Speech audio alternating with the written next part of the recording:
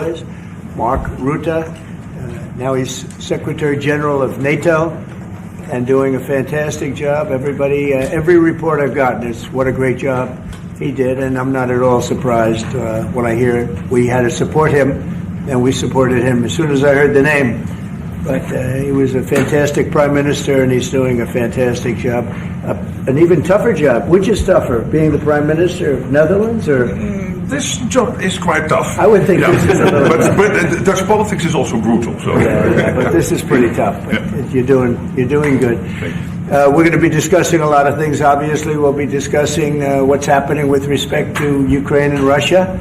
At this moment, we have people talking in Russia. We have representatives over there, Steve Witkoff and others, and they're in very serious discussions. As you know, Ukraine has agreed, subject to this, what's happening today, to a complete ceasefire, and we hope Russia will do the same.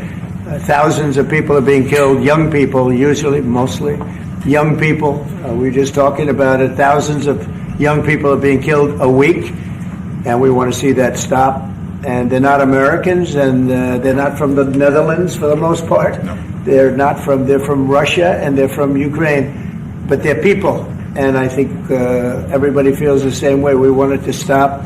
It's also a tremendous cost to the United States and to other countries. And it's something that would have never happened if I were president, and it makes me very angry to see that it did happen. But it happened, and we have to stop it.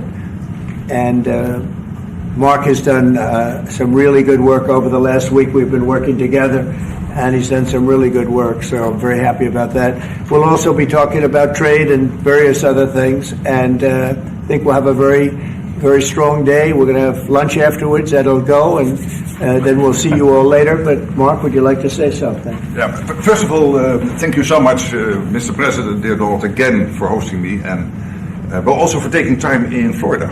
A couple of weeks after you were re-elected. That's right.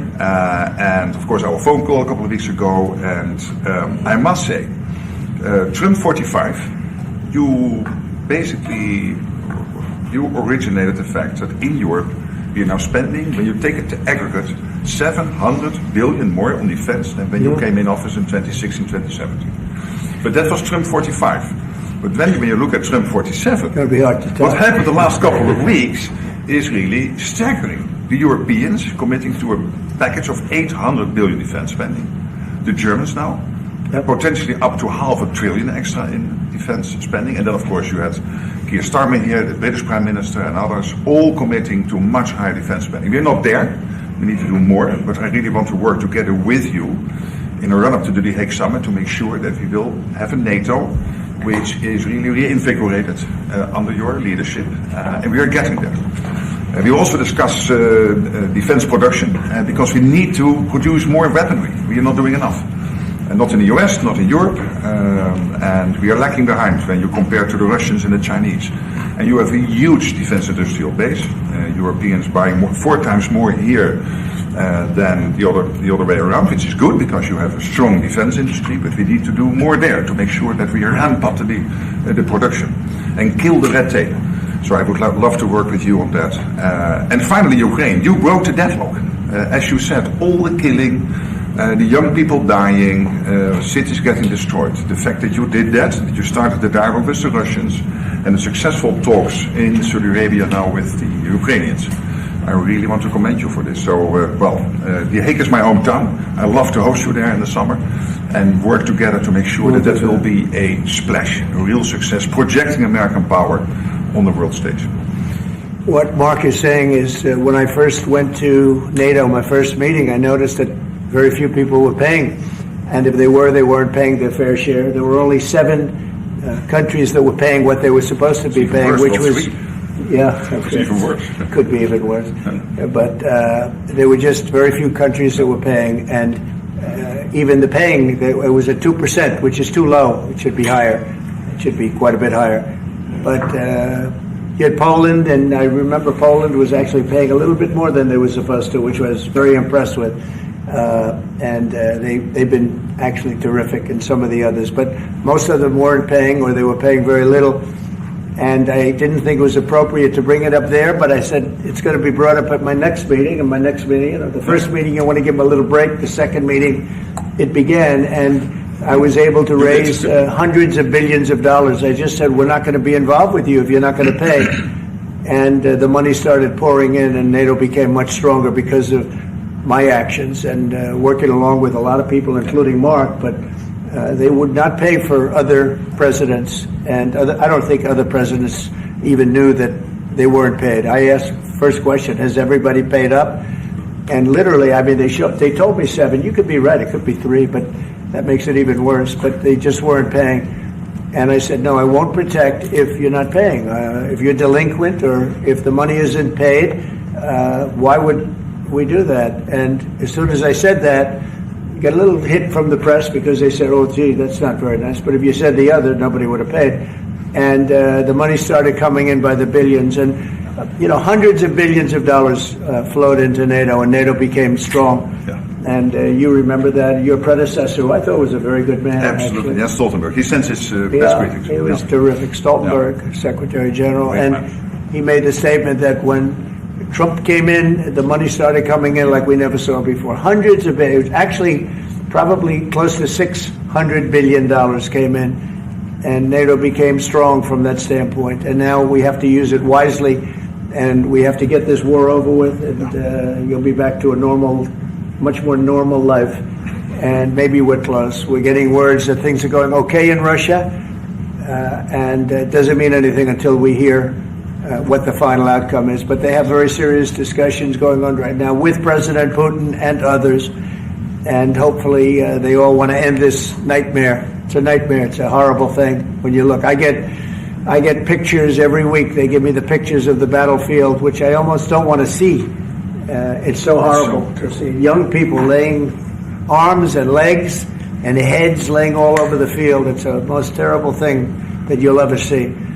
And it's got to stop. These are young people with mothers and fathers and sisters and brothers and friends, and it's got to stop. So we hopefully are going to be in a good position sometime today to have a good idea. We'll have we know where we are with Ukraine, and we are getting good signals outside of Russia as to where we are with Russia. And hopefully they'll do the right thing. It's really humanity. We're talking about humanity. We're not talking about the money. But then you add the money to it, and hundreds of billions of dollars is being spent and really wasted so unnecessarily. It should have never happened. So it's an honor to have you here. They picked a great gentleman. I'll tell you, I was so happy to hear, because you had somebody. Stoltenberg was really good, and you have somebody that's going to do an incredible job. And I was so much in favor of you. You have no idea. They had another person that I did not like. I was not happy. And I think I kept him from, what I'm talking about. I said, this is the right man to do it. And he really did. He was a great prime minister of the Netherlands. He did a great job. And that's what he's doing right now. So thank you, everybody, for being here. And it's a very great honor to have you. And we even have some of our great energy people here today, right? We have the governor, and we have Chris, Chris. He's supposed to be the most talented man in the world of energy, according to the governor. So I don't know if he's right. And we have General, you've been fantastic. Thank you very much. And we have a lot of good people that won't be so much involved with this, but they wanted to see what was happening. It's become a little bit of a show, but they wanted to see what was happening, and I think a lot of good things are happening. So with that, if anybody would have a question. Mr. President, on Russia. Sorry. Steve Witkoff's trip to Moscow, you spoke about it. What sort of agreement do you hope he comes away from it with? Well, we'd like to see a ceasefire from Russia. And we have, not been working in the dark. We've been discussing with Ukraine land and pieces of land that would be kept and lost, and all of the other elements of a final agreement. There's a power plant involved, a very big power plant involved. Who's going to get the power plant, and who's going to get this and that? And so, it's not an easy process. But phase one is the ceasefire. A lot of the individual subjects have been discussed, though. We've been discussing concepts of land, because you don't want to waste time with a ceasefire if it's not going to mean anything. So we're saying, look, this is what you can get, this is what you can't get. They discussed NATO and being in NATO, and everybody knows what the answer to that is. They've known that answer for 40 years, in all fairness. A lot of the details of a final agreement have actually been discussed. Now we're going to see whether or not Russia's there, and if they're not, it'll be a very disappointing moment for the world. Yeah. Vladimir Putin just said he is open to a ceasefire, but he does still have some concerns. He suggested that you two should speak directly. Do you have plans to speak to him soon? If so, when are you confident you can get this across the table? Sure. He did say that today. It was a very promising statement because other people are saying different things, and you don't know if they have anything to really, if they have any meaning, or I don't know. I think some of them were making statements. I don't think they have anything to do with it. No, he put out a very promising statement, but it wasn't complete. And yeah, I'd love to meet with him or talk to him. But we have to get it over with fast. You know, every day people are being killed. It's not like, as we sit here, 2 people will be killed. Think of it. 2 people are going to be killed during this little period of time. Thousands of people a week are dying. So we really don't have very much time. We have to make this fast. It shouldn't be very complicated. Mr. President, a representative of Canada, the finance minister, are in town and will meet members of your administration during the day. Any chances that you will ban on the tariffs on aluminum and the ones that are planned for April 2nd? No. You are not going to change your No, mind? not. Look, we've been ripped off for years, and we're not going to be ripped off anymore. No, I'm not going to bend at all. Aluminum or steel or cars, we're not going to bend. We've been ripped off as a country for many, many years. We've been subjected to costs that we shouldn't be subjected to. In the case of Canada, we're spending $200 billion a year to subsidize Canada. I love Canada. I love the people of Canada. I have many friends in Canada. The great one, Wayne Gretzky, the great. Hey, how good is Wayne Gretzky? He's the great one. But we have, I know many people from Canada that are good friends of mine. But, you know, the United States can't subsidize a country for $200 billion a year. We don't need their cars. We don't need their energy. We don't need their lumber. We don't need anything that they give. We do it because we want to be helpful, but it comes a point when you just can't do that. You have to run your own country. And to be honest with you, Canada only works as a state. It doesn't. We don't need anything they have. As a state, it would be one of the great states anyway. This would be the most incredible country visually. If you look at a map, they drew an artificial line right through it between Canada and the U.S. Just a straight artificial line. Somebody did it a long time ago, many, many decades ago, and makes no sense. It's so perfect as a great and cherished state. Keeping "O Canada," the national anthem. I love it. I think it's great. Keep it. But it'll be for the state, one of our greatest states. Maybe our greatest state. But why should we subsidize another country for $200 billion? It costs us $200 billion a year. And again, we don't need their lumber. We don't need their energy. We have more than they do. We don't need anything. We don't need their cars. I'd much rather make the cars here. And there's not a thing that we need. Now, there'll be a little disruption, but it won't be very long.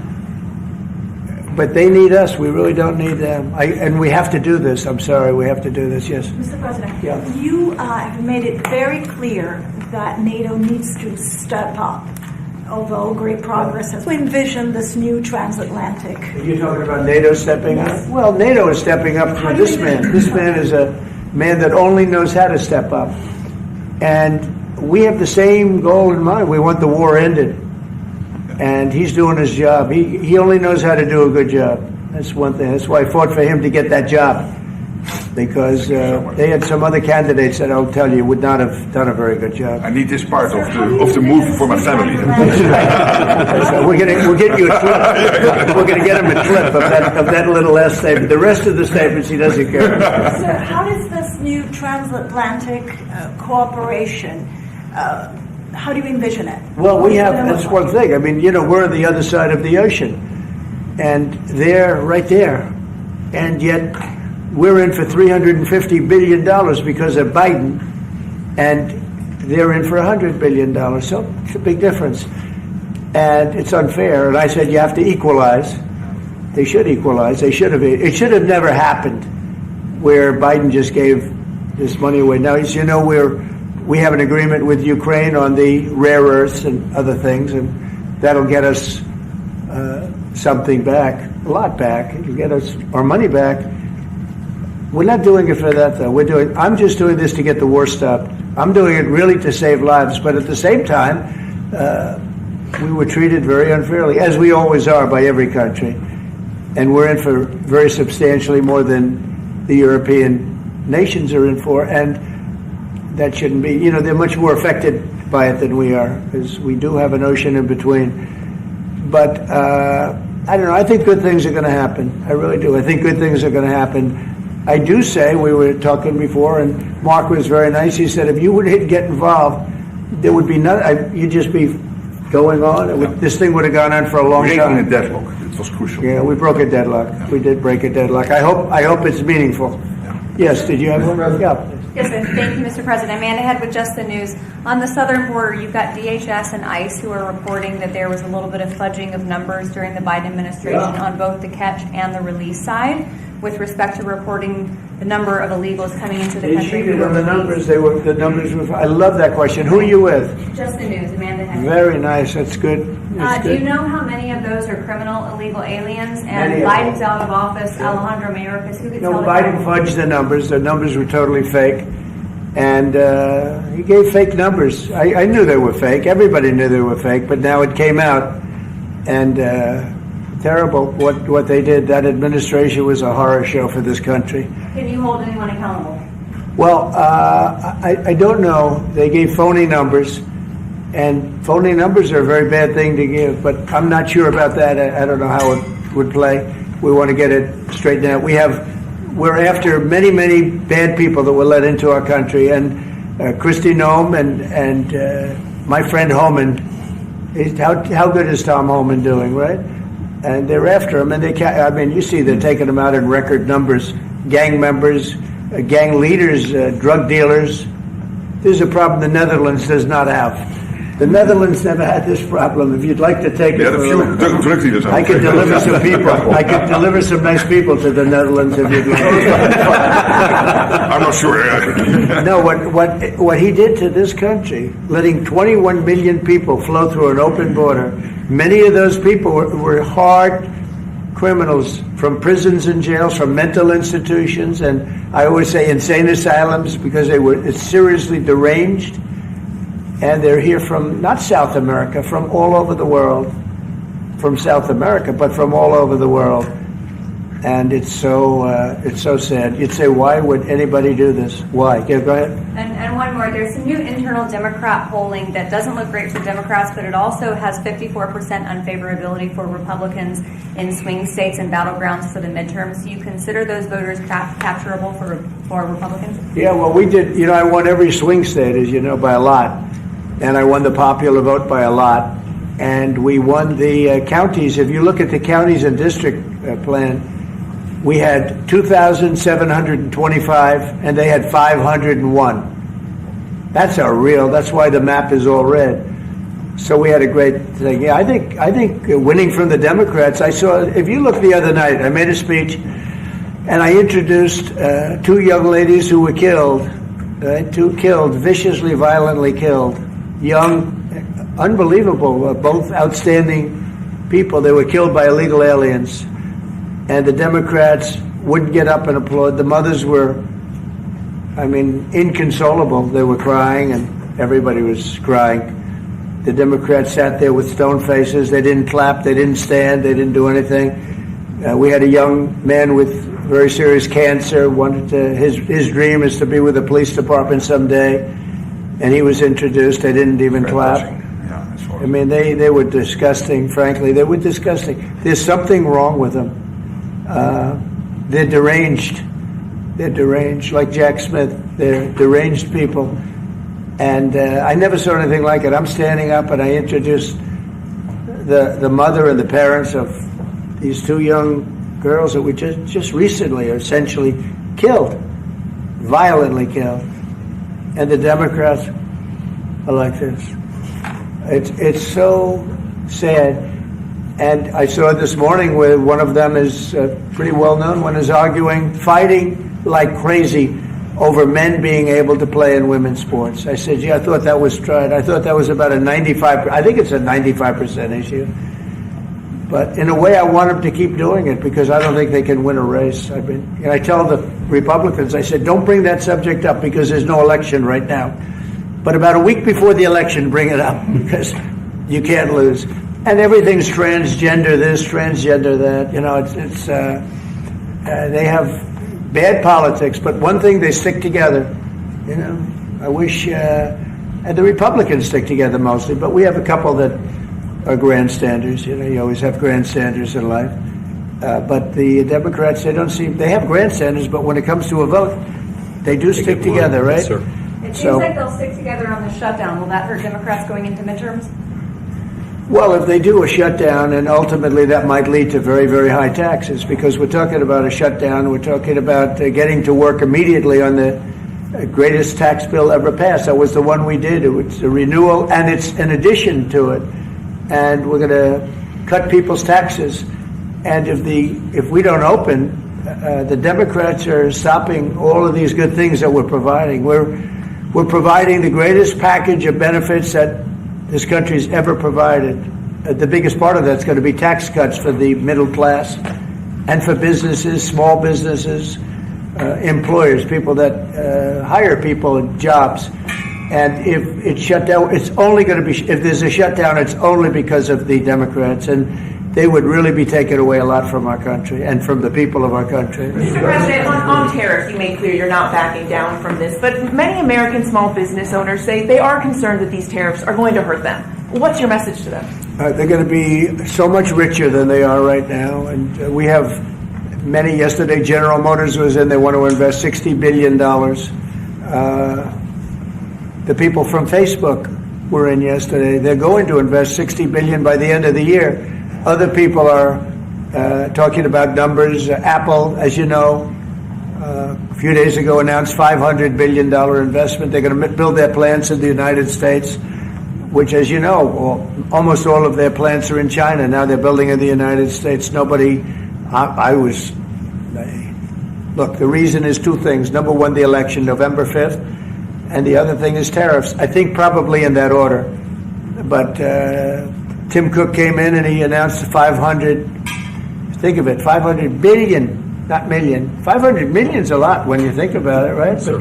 But I would have been happy with 500 million, but it's $500 billion investment by Apple in the United States. And that's because of the election result, and it's because of the tariffs and the tax incentives too, tariffs and tax incentives.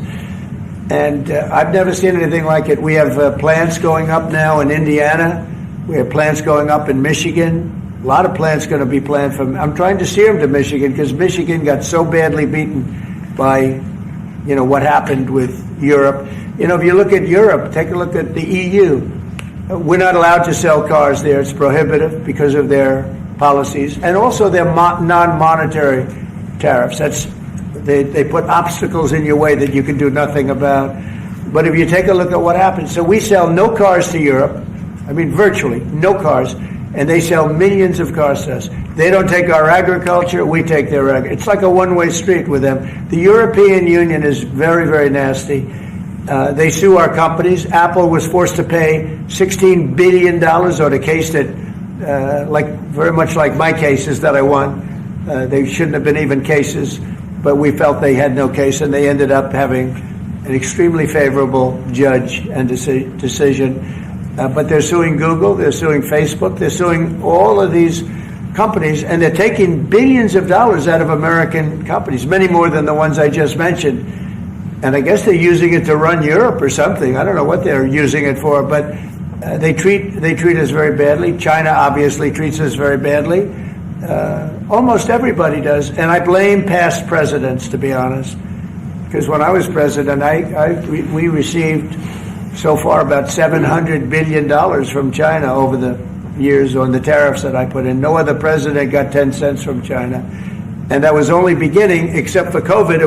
I would have been able to finish the process, but we had to fight the COVID thing, and we did really well with it, but we had to fight. And then we had actually, as you remember, Mark, we actually handed over the stock market. It was higher than just previous to COVID coming in, which was sort of a miracle, frankly. We did a good job. But the tariffs are very important. And I think the psychology, there's great spirit. When Mark came in, he said, congratulations, there's a whole new spirit, there's a whole new light over this country, and really over the world. Because you have somebody that, a whole group of people, really, because I talk about this whole group, that we know what we're doing. And a lot of great things are happening. But I've never seen investment like this. Trillions of dollars is being invested in the United States now that would have never, our country could have failed. Another 4 years of this, what happened in the last 4 years, our country would have been a crime-ridden mess. And I don't know if you noticed, little thing they call it, but it's not a little thing if you like eggs and you don't have a lot of money. Eggs have gone down 25% in the last couple of weeks. We inherited that problem, eggs. Groceries have gone down a little bit.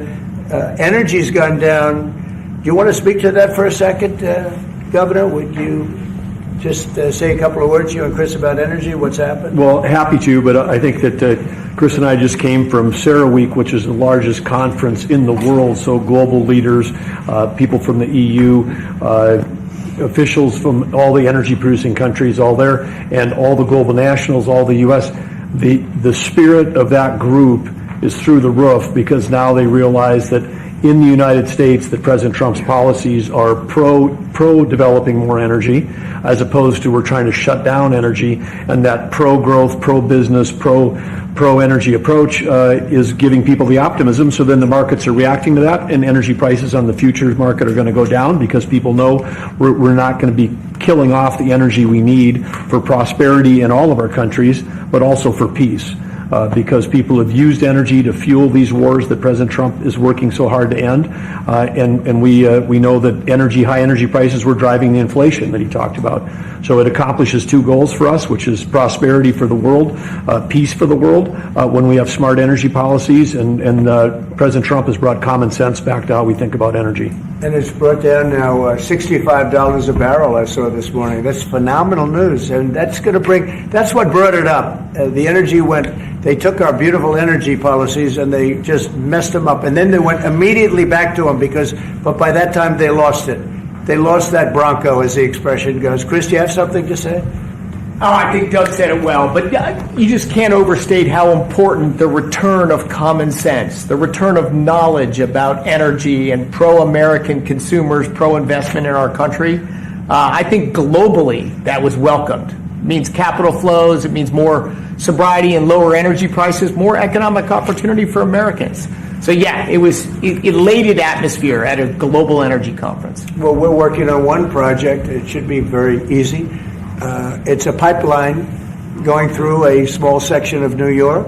New York's held it up for years, actually. For years, they've wanted to do it for years and years. And it will reduce the most expensive energy almost in the world is in New England, because they have no way of getting it there because it's been held up by New York.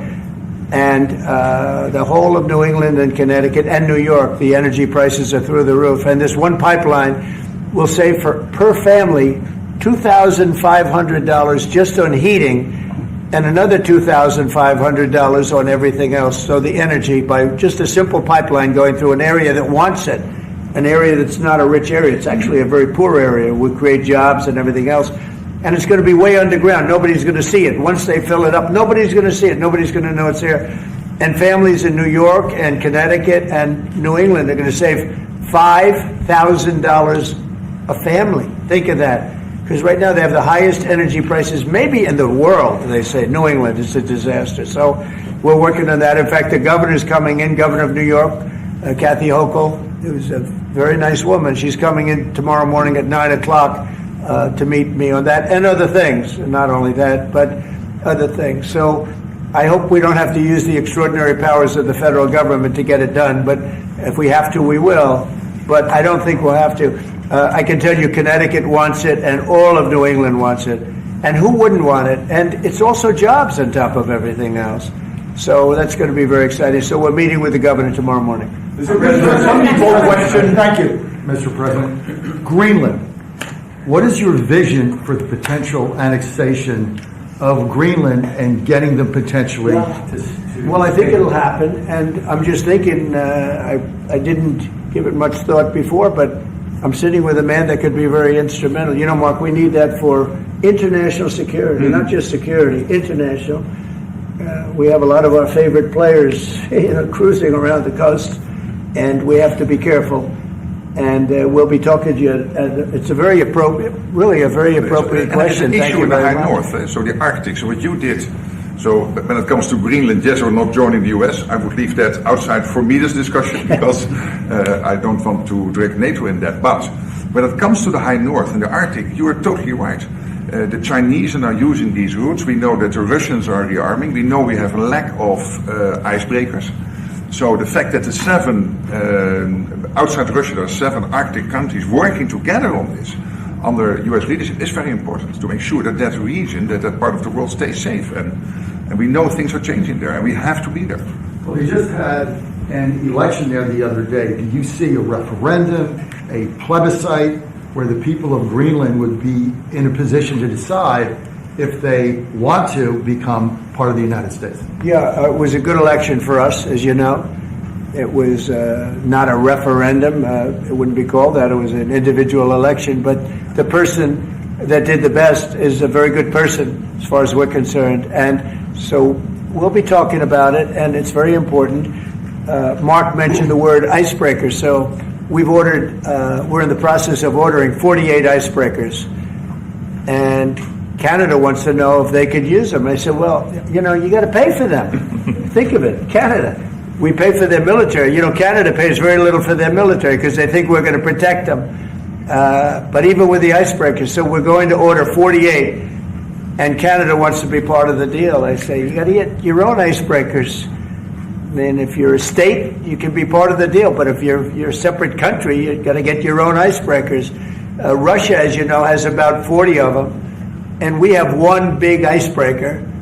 But that whole area is becoming very important, and for a lot of reasons, the routes are, very direct to Asia, to Russia, and you have ships all over the place, and we have to have protection. So we're going to have to make a deal on that, and Denmark is not able to do that. Denmark's very far away and really has nothing to do. What happens? A boat landed there 200 years ago or something, and they say they have rights to it. I don't know if that's true. I don't think it is, actually.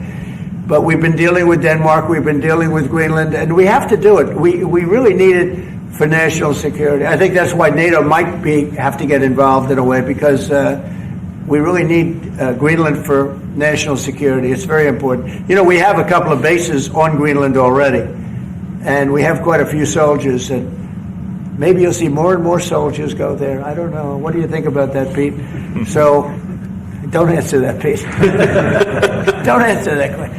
But we have bases, and we have quite a few soldiers in Greenland. One question: your commitment to NATO. Will anything change? Your commitment to NATO. Will anything change? Same amount of money? Well, I think they made a great step by putting Mark in charge. I think, to me, that's a great step, because he and I have seen eye to eye on everything for a long time. We've been doing this a long time now. 9 years now. And so that's a great step. You have to keep NATO strong. You have to keep it relevant. But the biggest thing we have to worry about right now is what's going on right now. I think the rest is going to take care of itself. I don't see this happening. This was a fluke. This was something that, if we had a competent president, it would not have happened. The man was grossly incompetent. All you have to do is take a look at, he signs by AutoPen. Who was signing all this stuff by AutoPen? Who would think you signed important documents by AutoPen? These are major documents you're signing. You're proud to sign them. You have your signature on something. In 300 years, they say, oh, look, can you imagine? Everything was signed by AutoPen. Almost everything.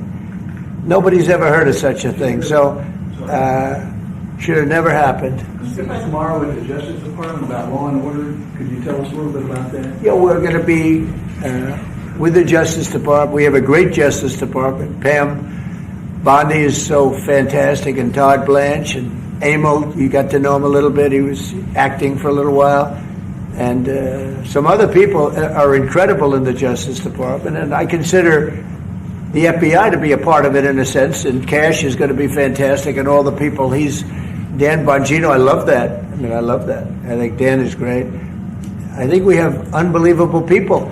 And all I'm going to do is set out my vision. It's going to be their vision, really, but it's my ideas. And basically, we don't want to have crime in the streets. We don't want to have people pushed into subways and killed, and then the person that did the pushing ends up in a 15-year trial and gets off scot-free. We want to have justice, and we want to have safety in our cities as well as our communities. And we'll be talking about immigration. We'll be talking about a lot of things, the complete gamut. So I look forward to that. That'll be tomorrow at the Justice Department. Mr. President, you're a man of peace. You said it several times and you made it very clear. A man of peace dealing with belligerent people. Yeah. And I'm thinking, we saw you handled Zelensky in this very own room. What is your leverage on Putin? Are you thinking sanctions? What if he refuses to? Well, I do have leverage, but I don't want to talk about leverage now, because right now we're talking to him, and based on the statements he made today, they were pretty positive, I think. So I don't want to talk about that. I hope Russia's going to make the deal too. And I think once that deal happens, you're never going to be in a process. I don't think they're going back to shooting again. I really believe if we had if we get a peace treaty, a ceasefire treaty, I think that leads to peace. That's going to really lead to peace. I don't think anyone wants to go back. They've been doing this for a long time, and it's vicious and violent. And I think if President Putin agrees and does a ceasefire, I think we're going to be in very good shape to get it done. We want to get it over with. That's why it was very important what I instructed everybody, including Steve, what we're looking for, to discuss concepts of land, concepts of power plants, because it's complicated. You know, you have you're sort of creating the edge of a country. The sad part is that country, if this didn't happen, and it wouldn't have happened, I don't know if they would have to give anything back. I guess Crimea, you know, I said it last time, Crimea was given by Obama. Biden gave him the whole thing, and Bush gave him Georgia. And Trump didn't give him anything. I gave him, you know what I gave him? I gave them javelins. And the javelins were very effective, as you know. I gave them nothing. 2019. And then also, if you take a look, I was the one that stopped the pipeline going into Europe. It was totally stopped. Nord Stream 2, nobody ever heard of Nord Stream 2 before I came along. But I got along very well with President Putin. I got along with most of them. I get along great with President Xi. I got along great with Kim Jong-un. I got along great with all of them. And we had no wars. We had no problems. We wiped out ISIS in record time.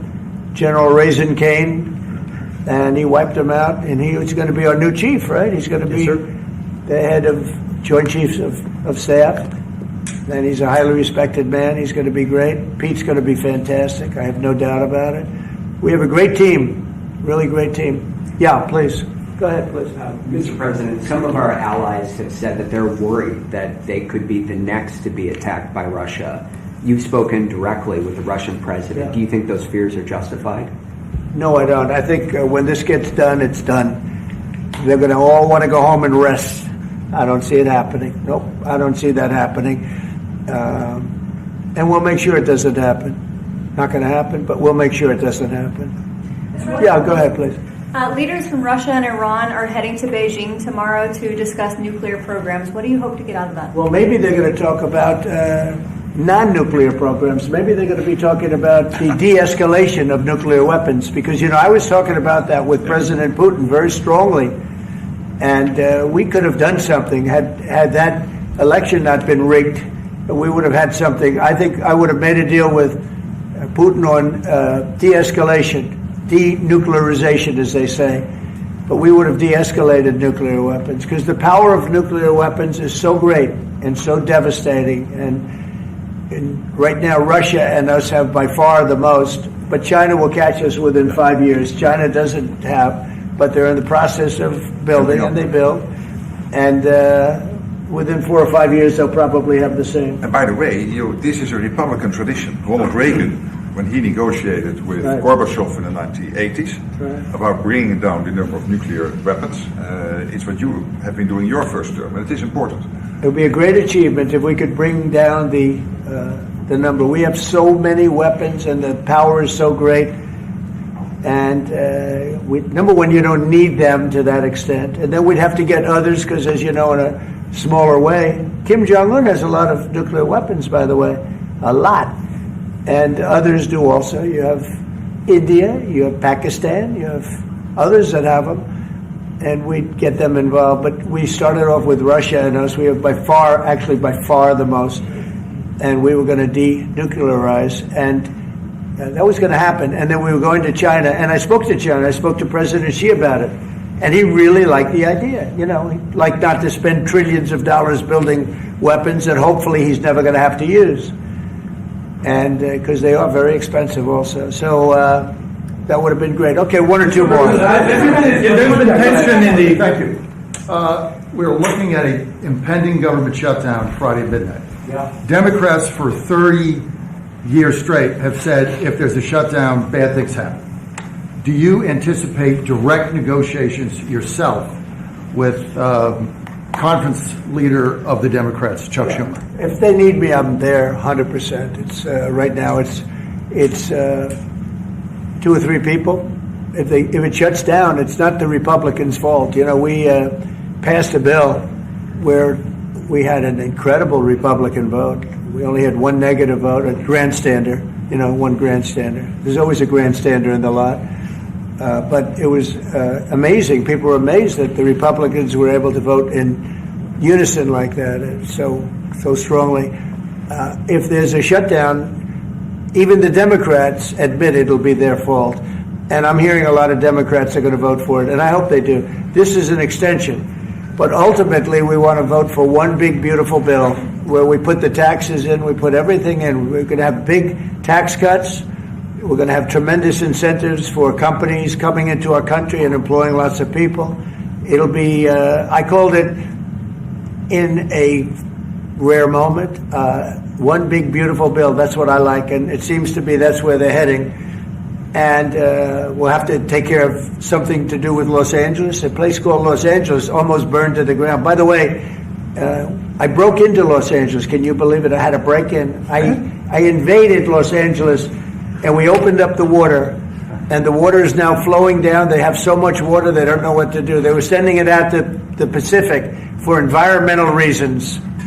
Okay, can you believe it? And in the meantime, they lost 25,000 houses. They lost, and nobody's ever seen anything like it. But we have the water. I'd love to show you a picture. You've seen the picture. The water is flowing through the half pipes. You know, we have the big half pipes that go down. 25 years ago, they used to have plenty of water, but they turned it off for environmental reasons. Well, I turned it on for environmental reasons and also fire reasons. But and I've been asking them to do that during my first term. I said, do it. I didn't think anything could happen like this, but they didn't have enough water. Now the farmers are going to have water for their land, and the water is in there. But I actually had to break in. We broke in to do it because we had people that were afraid to give water. They were, in particular, they were trying to protect a certain little fish. And I said, how do you protect the fish if you don't have water? They didn't have any water, so they're protecting a fish. And that didn't work out too well, by the way. So they have a lot of water going down throughout California, all coming out from the Pacific Northwest, even some from Canada. Thank you, Canada, very much. I appreciate it. Next thing you know, they'll want to turn the water off. They want to charge us for the water. But it comes up from the Pacific Northwest, and it's a beautiful thing to see. I mean, it is brimming with water. Now, if they would have had that done, you wouldn't have had the damage because the fire would have been put out. The fire hydrants would have been loaded. The sprinklers in people's living rooms and bedrooms would have been loaded up with water. They had no water. The government makes them put sprinklers, and they had no water in the sprinklers because they had no water.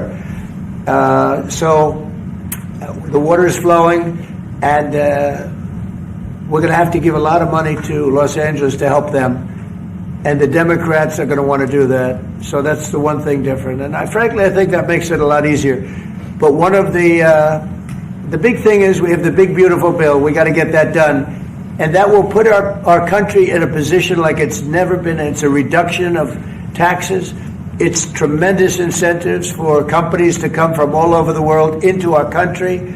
It's great environmentally, but it's not this environmental scam that we went through, that we all went through.